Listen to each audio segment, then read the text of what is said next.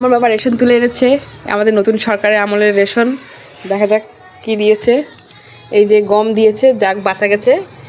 আমরা অন্তত গম ভাঙে তো খেতে পারবো, নয়তো একদিন যা আটা দিত।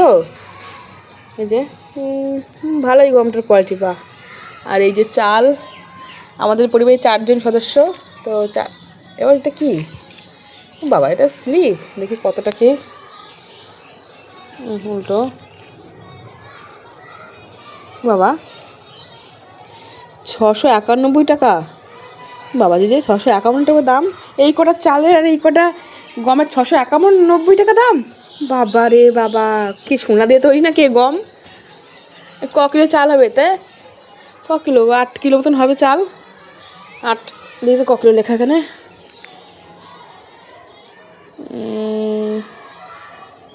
8 কিলো। হ্যাঁ 8 কিলো চাল আর আটা হচ্ছে 11 কিলো।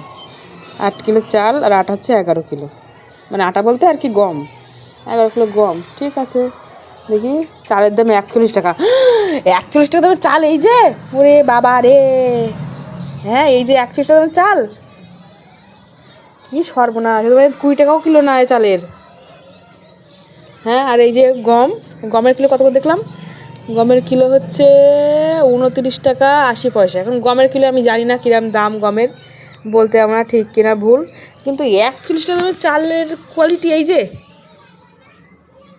হ্যাঁ কিছু বলার নেই আর, গেল। এই কটা রেশনের দাম 691 টাকা। এখানে 11 কেজি আছে বলে মনে হয়, কি জানি ওখানে দিয়েছে যেহেতু আছে হয়তো 11 কেজি। হ্যাঁ গমের ওজন ভারী হয় তো। দেখেন ওর স্লিপটা, 691 টাকা 44 পয়সা।